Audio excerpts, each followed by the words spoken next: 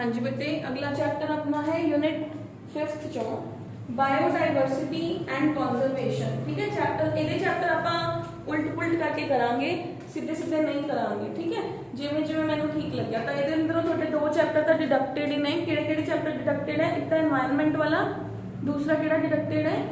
Ecosystem. ठीक है, वो भी आप करांगे, पर जिहड़े पहला अपने सिलेबस के अंदर ने, पहला आप वो दो चैप्टर्स करांगे, ऑर्गेनिजम्स एंड पॉपुलेशन, एक अपना है बायोडाइवर्सिटी एंड कंजर्वेशन। ठीक है, तो we have is the second last chapter biodiversity.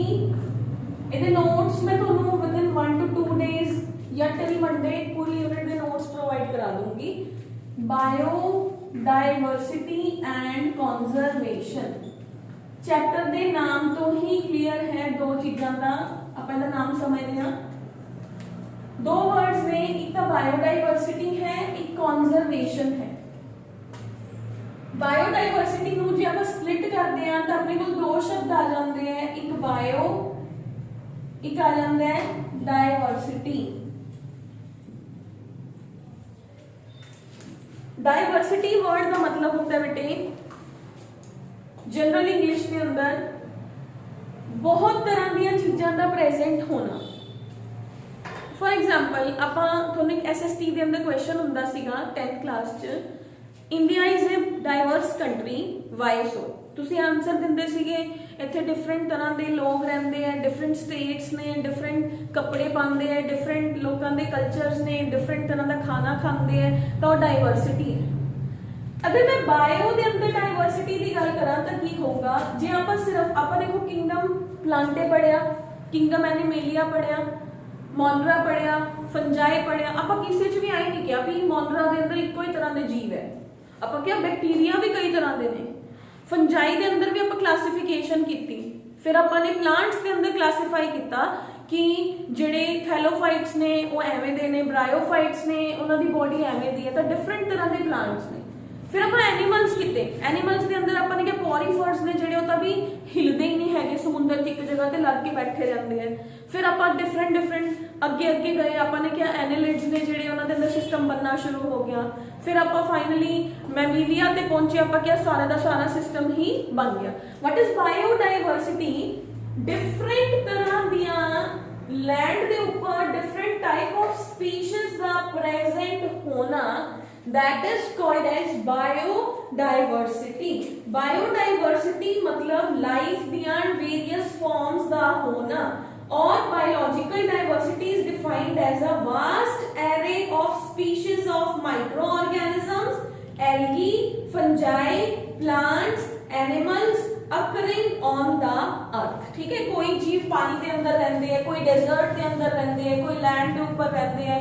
Microbes की गल करो, कोई 0 डिग्री टेंपरेचर से सर्वाइव करते हैं, कोई 50 डिग्री टेंपरेचर से सर्वाइव करते हैं, कोई 20 डिग्री टेंपरेचर से सर्वाइव करते हैं। जो आप टेंपरेचर रेंजेस चेंज भी कर देते हैं तो उन्होंने डेथ हो जाती है। तो such kind of the vast array of organisms नू आपां लैंड के ऊपर कहने बायोडाइवर्सिटी, जिहदे अंदर अगर आप सिर्फ बैक्टीरिया की गल करिए तो पता नहीं कितनियां ही स्पीशीज ऑफ बैक्टीरिया ने जिहड़ियां ओ लैंड के ऊपर प्रेजेंट ने।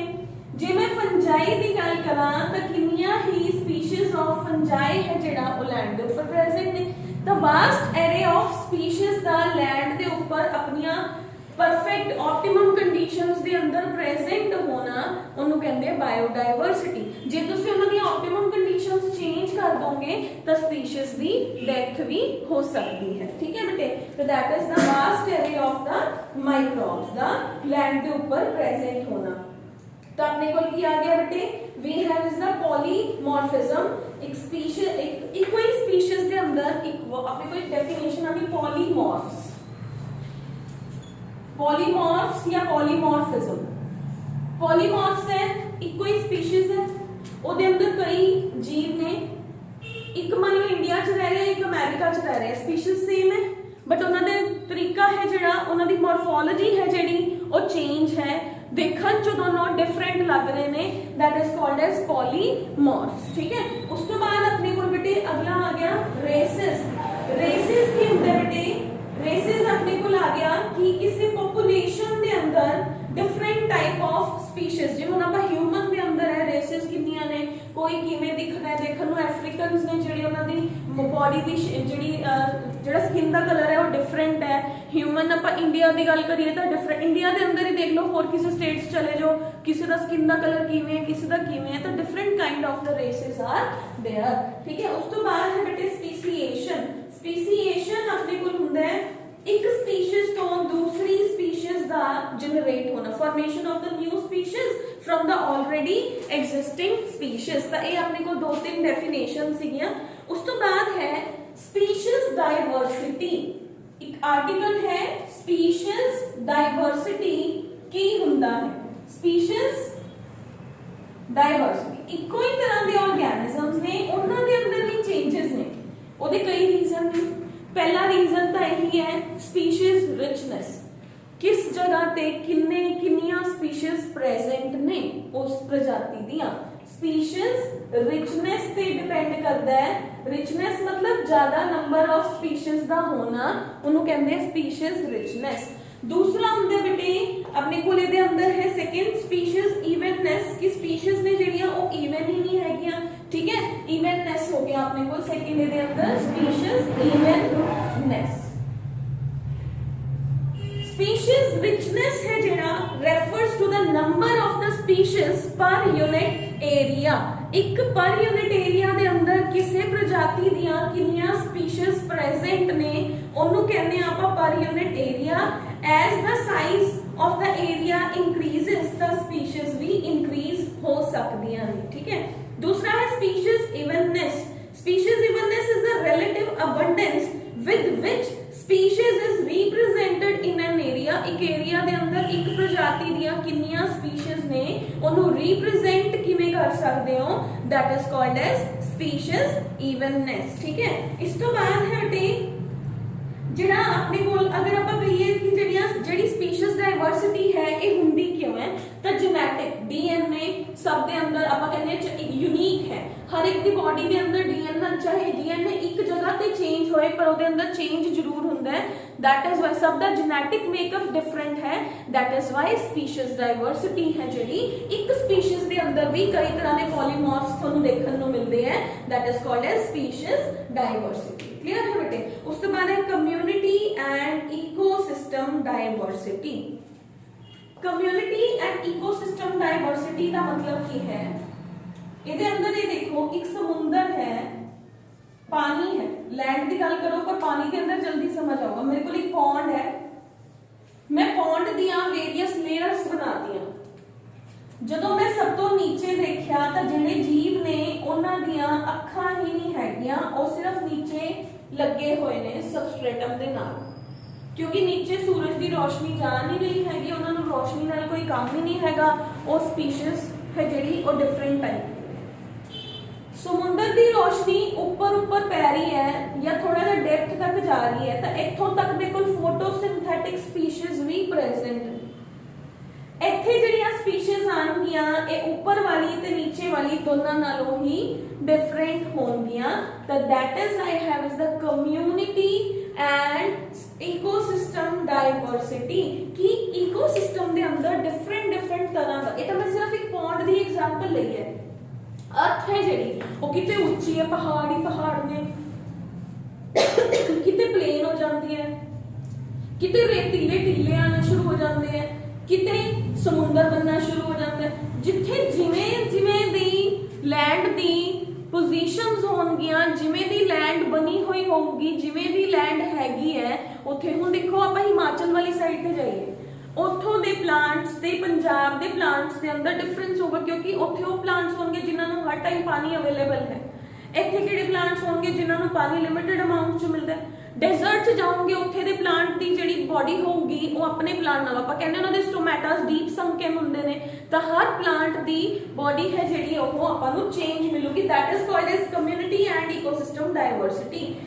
It is related to various kinds of the habitat, क्योंकि देखो ਜਿਹੜਾ ਪਾਣੀ ਦੇ ਅੰਦਰ ਜੀਵ ਰਹਿ ਰਹੇ ਨੇ ਜਾਂ ਜਿਹੜੇ ਧਰਤੀ ਦੇ ਉੱਪਰ ਰਹਿ ਰਹੇ ਨੇ, ਤਾਂ ਧਰਤੀ ਤੇ ਪਾਣੀ ਦੇ ਅੰਦਰ ਵੀ ਤਾਂ ਫਰਕ ਹੈ। ਹੁਣ ਜਿਹੜੇ ਜੀਵ ਹੁਣ ਦੇਖੋ ਪਾਣੀ ਦੇ ਅੰਦਰ ਵੀ, ਸਮੁੰਦਰ ਦੇ ਅੰਦਰ ਦੇਖੋ ਇੱਕ ਜਗ੍ਹਾ ਐਵੇਂ ਦੀ ਆਉਂਦੀ ਹੈ ਜਿੱਥੇ ਨਮਕ ਦਾ ਅਮਾਉਂਟ ਹੈ ਜਿਹੜਾ ਬਹੁਤ ਜ਼ਿਆਦਾ ਹੈ, ਇੱਕ ਜਗ੍ਹਾ ਐਵੇਂ ਦੀ ਹੈ ਜਿੱਥੇ ਨਮਕ ਦਾ ਅਮਾਉਂਟ ਘੱਟ ਹੈ।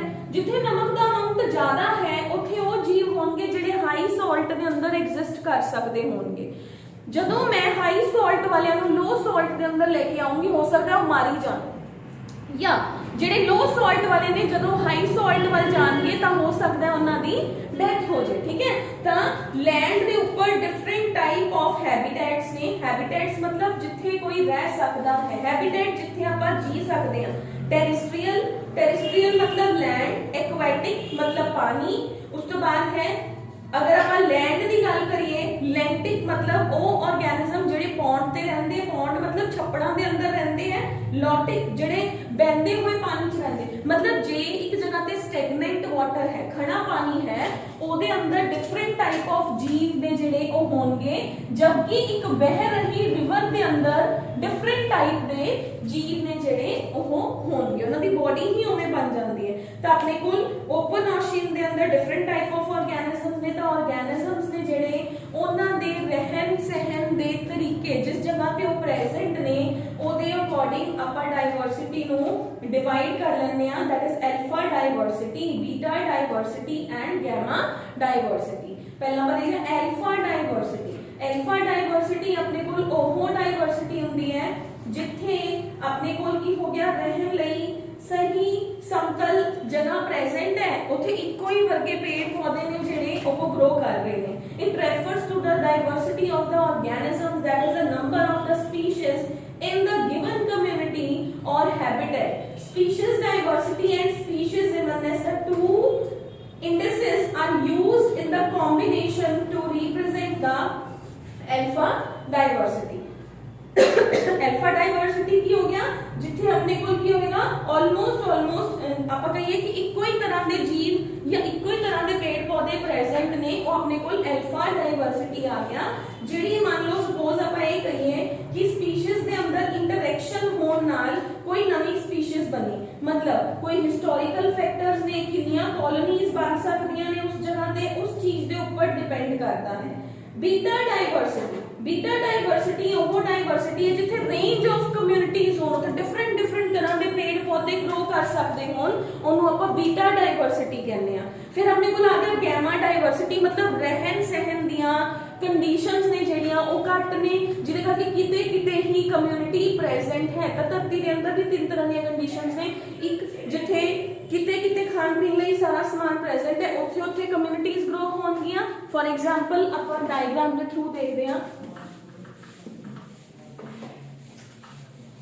अल्फा डाइवर्सिटी की है, अल्फा डाइवर्सिटी मेरे को वो डाइवर्सिटी मान लो लैंड का एक पीस है या लैंड है, इस जगह पे अल्फा डाइवर्सिटी है, इथे ऑलमोस्ट जेडे पेड़ ने वो दूर दूर प्रेजेंट है, पर प्रेजेंट में स्पीशीज इवननेस है। सेकंड है बीटा डाइवर्सिटी, जिथे सब कुछ अवेलेबल है, उथे कोई भी तरह के पेड़ पौधे ग्रो कर रहे ने, तो that is beta diversity. Gamma diversity conditions prevailed ही नहीं है, बहुत दूर दूर ਜਿਹੜੇ ਆਰਗੈਨਿਜ਼ਮਸ ਨੇ ਉਹ ਪ੍ਰੈਜ਼ੈਂਟ ਨੇ, ਤਾਂ ਆਪਣੇ ਕੋਲ ਜਿਵੇਂ ਦੀਆਂ ਕੰਡੀਸ਼ਨਸ ਹੋਣਗੀਆਂ ਉਵੇਂ ਦੀ ਹੀ ਡਾਈਵਰਸਿਟੀ ਉੱਥੇ ਹੋਊਗੀ। ਤਾਂ ਆਪਣੇ ਕੋਲ बीटा डाइवर्सिटी ਦੇ ਅੰਦਰ ਰੇਂਜ ਆਫ ਕਮਿਊਨਿਟੀਜ਼ ਹੋਣਗੀਆਂ, ਪਰ ਜਿਹੜਾ अल्फा डाइवर्सिटी है ਉਹਦੇ ਅੰਦਰ स्पीशीज हाईली अनइवन ने, ਉਹ ਕਿਤੇ ਕਿਤੇ ਹੀ प्रेजेंट ने, क्योंकि ज्यादा प्रिवेलिंग कंडीशंस नहीं है as compare to beta diversity. ਜਿਹੜੀ ਮੇਰੇ ਕੋਲ गैमा डाइवर्सिटी है ਉਹ ਕੀ ਕਹਿੰਦੀ ਹੈ कि it refers to the gamma diversity refer करती है सारी जियोग्राफी ਦੇ ਉੱਪਰ, ਸਾਰੀ लैंड ਦੇ ਉੱਪਰ किवें दियां कंडीशंस हैगियां ने। क्लियर? तो तीनों बेटे चंगी तरह समझो, एक बार फिर देखो। अल्फा डाइवर्सिटी हो गया अपने को, alpha diversity with in the community diversity, एक जगह की कम्युनिटी है उसके अंदर ही डाइवर्सिटी है, ठीक है, that is the alpha diversity. It refers to the diversity of the organism, ਇਹਦੇ ਅੰਦਰ स्पीशीज ਦਾ ਨੰਬਰ ਅਨਈਵਨ ਹੈ, ਇਹਦੇ ਅੰਦਰ ਸਾਈਜ਼ ਆਫ ਦਾ ਬਾਇਓਟਾਈਪ ਹੈ ਜਿਹੜਾ ਉਹ ਉਹਦੀ ਬਾਇਓਡਾਇਵਰਸਿਟੀ ਦੇ ਅਕੋਰਡਿੰਗ है, किसी प्लांट का किसी ऑर्गेनिज्म का साइज अपने एनवायरनमेंट के अकॉर्डिंग है। तो अपने को बीटा डाइवर्सिटी है जेड़ा इथे की आ गया wide range of the communities आ गया, क्यों? क्योंकि जियोग्राफिकल रीजन के अंदर ज्यादा नंबर ऑफ कम्युनिटीज ने जेड़ियां वो हो सकदियां ने। Gamma diversity refers to the whole geographical region, ठीक है, सारी अर्थ ਨੂੰ ਕੰਸੀਡਰ ਕਰਨਾ। ਉਸ ਤੋਂ ਬਾਅਦ ਹੈ ਬੇਟੇ magnitude of biodiversity. Magnitude the number ਹੈ ਕਿਸੇ ਗਿਵਨ ਏਰੀਆ ਤੇ ਕਿਵੇਂ ਦੇ ਆਰਗੈਨਿਜ਼ਮਸ ਪ੍ਰੈਜ਼ੈਂਟ। ਹੁਣ ਦੇਖੋ ਅਗਰ ਆਪਾਂ ਕਿੰਗਡਮ ਐਨੀਮੇਲੀਆ ਜਾਂ ਪਲਾਂਟੇ ਦੀ ਗੱਲ ਕਰੀਏ, ਜਦੋਂ ਤੁਸੀਂ ਪਲਾਂਟੇ ਕੀਤਾ ਸੀਗਾ ਤੁਸੀਂ ਕਹਿੰਦੇ ਸੀਗੇ ਕਿ ਸਭ ਤੋਂ ਜ਼ਿਆਦਾ ਧਰਤੀ ਦੇ ਉੱਪਰ ਪਾਏ ਜਾਣ ਵਾਲੇ ਪਲਾਂਟ ਨੇ ਜਿਹੜੇ ਉਹ ਐਂਜੀਓਸਪਰਮਸ ਨੇ, ਕਿਉਂਕਿ ਉਹਨਾਂ ਨੂੰ ਡਿਫਰੈਂਟ ਵੇਰੀਏਬਲ ਹੈਬਿਟੈਟਸ ਤੇ ਉਹ ਸਰਵਾਈਵ ਕਰ ਸਕਦੇ हैं। ਤਾਂ ਮੈਗਨੀਟਿਊਡ ਦਾ ਮਤਲਬ ਕੀ ਹੋ ਗਿਆ, ਕਿਹੜੀ ਸਪੀਸੀਜ਼ ਦਾ ਨੰਬਰ ਧਰਤੀ ਦੇ ਉੱਪਰ ਸਭ ਤੋਂ ਜ਼ਿਆਦਾ ਹੈ ਜਾਂ ਕਿੰਨਾ ਹੈ। ਆਪਾਂ ਇਹ ਕਹਿ ਲਓ ਜ਼ਿਆਦਾ ਨਹੀਂ ਕਹਾਂਗੇ, ਕਿੰਨਾ ਹੈ। ਤਾਂ ਉਹਦੇ ਅਕੋਰਡਿੰਗ ਬੇਟੇ ਆਪਣੇ ਕੋਲ ਕੀ ਹੈ, ਅਗਰ ਆਪਾਂ ਲਿਵਿੰਗ ਆਰਗੈਨਿਕ ਪਲਾਂਟਸ ਦੀ ਗੱਲ ਕਰੀਏ ਤਾਂ ਸਭ ਤੋਂ ਜ਼ਿਆਦਾ ਪਾਈਆਂ ਜਾਣ ਵਾਲੀਆਂ ਸਪੀਸੀਜ਼ ਨੇ ਜਿਹੜੀਆਂ ਪਲਾਂਟ ਦੀਆਂ, ਉਹ ਮੇਰੇ ਕੋਲ ਹੈ ਫੰਜਾਈ एंड एंजियोस्पर्म्स। ये फंजाई सब तो ज्यादा प्रिवेल्ड है, ये मेरे को है एंजियोस्पर्म्स, ठीक है। बाकी जेडे ने वो सारे थोड़े थोड़े थोड़े थोड़े एरियाज के अंदर ही प्रेजेंट ने। अगर आप एनिमल्स की गल करिए तो सब तो ज्यादा फिशेस प्रेजेंट ने वर्टिब्रेट्स के अंदर, सब तो ज्यादा फिशेस ने। फिर अपने को है मैमल्स, रेप्टाइल्स एंड एव्स।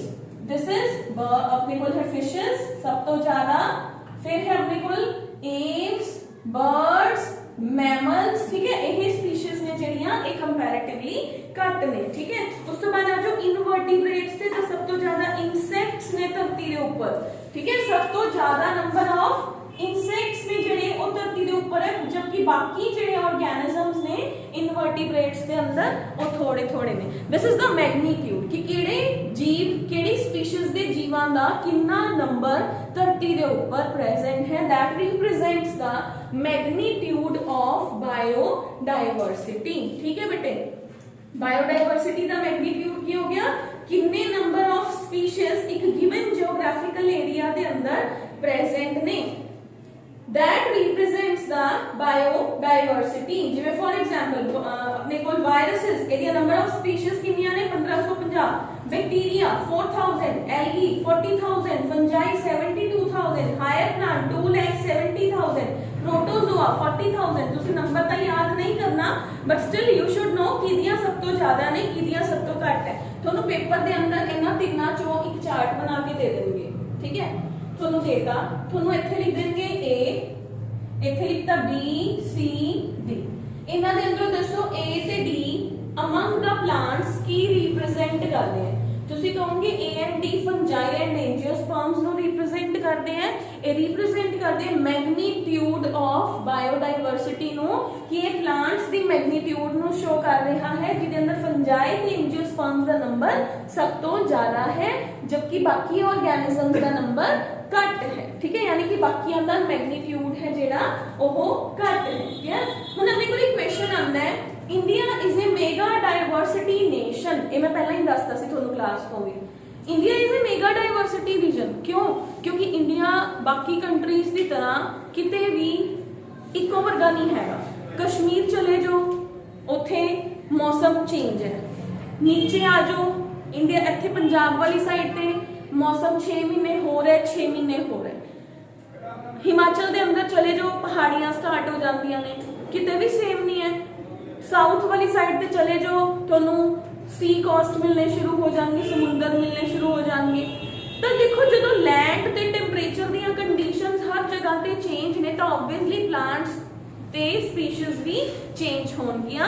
तो उत्थे ओही ऑर्गेनिजम्स सर्वाइव करनगे, ओही प्लांट्स उत्थे ग्रो करनगे जिहड़े कि उस रीजन दे अंदर ग्रो कर सकते हैं। जिवें मैं हुणे एग्जांपल दित्ती, मान लो सपोज कोई प्लांट है ए, वो पंजाब दे अंदर वाइडली अकरिंग है, पर वो बॉम्बे दे अंदर क्योंकि सॉइल दी कंडीशंस चेंज हो गईयां, वो उत्थे ग्रो नहीं कर सकता। ਉਹ ਚੇਂਜ ਹੋ ਮਤਲਬ ਜਦੋਂ ਇਹਨੂੰ ਇੱਥੋਂ ਦੀ ਇੱਥੇ ਲੈ ਕੇ ਗਈ ਜਾਂ ਤਾਂ ਇਹਨੂੰ ਜੈਨੇਟਿਕਲੀ ਮੋਡੀਫਾਈ ਕਰ ਲਓ ਜਾਂ ਫਿਰ ਇਹ ਉੱਥੇ ਜਾ ਕੇ ਗਰੋ ਨਹੀਂ ਕਰੂਗਾ। ਦੇਖੋ ਨਾਰੀਅਲ ਹੈ, ਉਹ ਪੰਜਾਬ ਦੇ ਅੰਦਰ ਇੰਨਾ ਪ੍ਰੀਵੇਲਡ ਨਹੀਂ ਹੁੰਦਾ, ਜਿਵੇਂ ਆਪਾਂ ਸਾਊਥ ਵਾਲੀ ਸਾਈਡ ਤੇ ਜਾਈਏ ਨਾਰੀਅਲ ਪਾਣੀ ਜਿਹੜਾ ਹੈ ਉਹ that is very famous. Punjab ਦੇ ਅੰਦਰ ਕਿਉਂ ਨਹੀਂ ਪ੍ਰੀਵੇਲੈਂਟ, ਕਿਉਂਕਿ ਇੱਥੇ ਆਪਾਂ ਉਹਨੇ ਪਲਾਂਟਸ ਨੂੰ ਇੱਥੋਂ ਦੀ ਲੈਂਡ ਦੇ ਅਕੋਰਡਿੰਗ ਗਰੋ ਹੀ ਨਹੀਂ ਕਰ ਸਕਦੇ ਹੈਗੇ, ਠੀਕ ਹੈ। ਤਾਂ ਜਿਵੇਂ ਦੀ ਲੈਂਡ ਦੀਆਂ ਕੰਡੀਸ਼ਨਸ ਹੁੰਦੀਆਂ ਨੇ ਉਵੇਂ ਦੀਆਂ ਹੀ ਸਪੀਸੀਜ਼ ਉੱਥੇ ਪ੍ਰੀਵੇਲਿੰਗ ਹੋਣਗੀਆਂ। that is called as India is a mega diversity nation, क्योंकि इंडिया जिहड़ा है ਇਹਦੇ अंदर यूनिक डिस्टिंक्शन है as it has been assigned the status of the mega diversity region. अगर आप एनिमल्स की गल करिए, मैं शीप की गल कर रही हूँ, पंजाब के अंदर भेड्डां सबने देखिया हुई ने, है ना, ਉਹਨਾਂ ਦੀ ਬਾਡੀ ਦੇ ਉੱਪਰ ਇੰਨੀ ਵੂਲ ਨਹੀਂ ਪ੍ਰੈਜ਼ੈਂਟ ਹੁੰਦੀ। ਅਗਰ ਤੁਸੀਂ ਕਦੇ ਦੇਖਿਆ ਤਾਂ ਉਹਨਾਂ ਦੀ ਬਾਡੀ ਦੇ ਨਾਲ ਹੀ ਚਿਪਕੀ ਹੋਈ ਹੁੰਦੀ ਹੈ, ਜ਼ਿਆਦਾ ਨਹੀਂ ਗਰੋ ਕਰਦੀ। ਜੇ ਆਪਾਂ ਹਿਮਾਚਲ ਵਾਲੀ ਸਾਈਡ ਤੇ ਜਾਂਦੇ ਆ, ਉੱਥੇ ਜਿਹੜੀਆਂ ਯਾਕ ਵੀ, ਯਾਕ ਵਾਈਫ ਔਰ ਯਾਕ ਸੁਣਿਆ ਹੋਇਆ ਨਾ, ਇੱਕ ਦੋ ਗਾਣਿਆਂ ਦੇ ਅੰਦਰ ਵੀ ਡਾਂਸ ਕਰਦਾ ਹੋਇਆ ਦਿਖਾਇਆ, ਵੱਡੀ ਸਾਰੀ ਭੇਡ ਜੀ ਹੁੰਦੀ, ਉਹ ਨੱਚ ਰਹੀ ਹੁੰਦੀ ਹੈ, ਹਨਾ। ਮੈਨੂੰ ਯਾਦ ਆ ਰਿਹਾ ਕਰੀਨਾ ਕਪੂਰ ਦਾ ਕੋਈ ਗਾਣਾ ਹੈ, ਉਹਦੇ ਅੰਦਰ ਯਾਕ ਦੇ ਨਾਲ ਉਹ ਡਾਂਸ ਕਰਦੀ ਹੋਈ ਦਿਖਾਈ ਹੋਈ ਹੈ। तो यॉक की बॉडी के ऊपर ना पूरा, अगर तुम देखिया होगा, बॉडी बहुत मोटी होंगी है, बहुत हेल्दी होंगे भेड़ के कंपैरिजन के अंदर, वो पूरी बॉडी के ऊपर बहुत ज़्यादा वूल प्रेजेंट होंगी है। जे मैं उन्होंने पंजाब च ले आवां, वो सर्वाइव नहीं करूँगा, क्यों?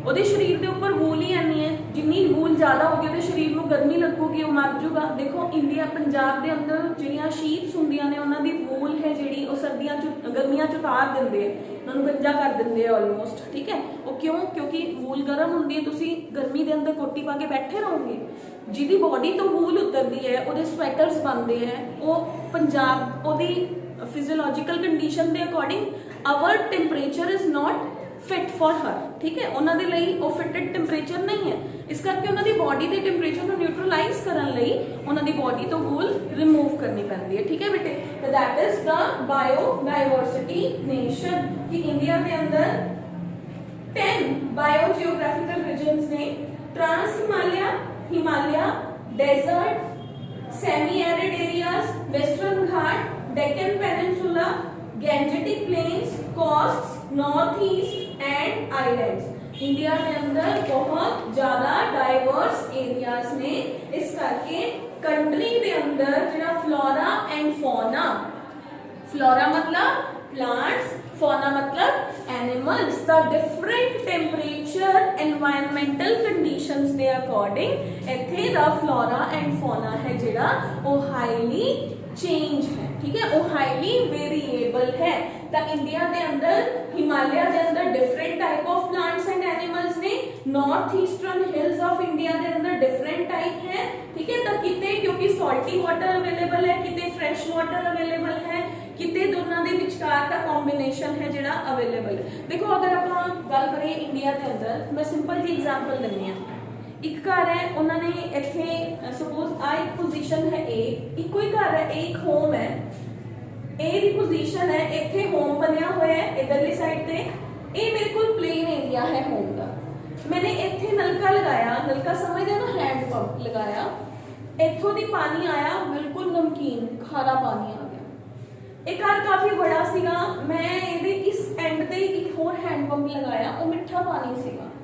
कैन यू इमेजिन इंडिया के अंदर इन्नी जगह ते भी चेंज होने नाल लैंड के अंदर वाटर की कंडीशन चेंज हो जाती है, तो आपकी बायोडाइवर्स कंट्री है ना, मेगा डाइवर्स कंट्री है, ठीक है। तो दैट इज इंडिया के अंदर बहुत सारे पैटर्न्स ने जिहड़े बायोडाइवर्सिटी दे वो देखने को मिलते हैं। अज जिहड़ा बेटे सब तो इंपॉर्टेंट क्वेश्चन है वो तुहाडे कोल है, एक तो आह ग्राफ वाले क्वेश्चन की मैग्नीट्यूड के अंदर, एक तुहाडे कोल आया है alpha beta and gamma diversity कि अल्फा डाइवर्सिटी के अंदर किवें हुंदा है, बीटा डाइवर्सिटी किवें है, गैमा डाइवर्सिटी किवें है।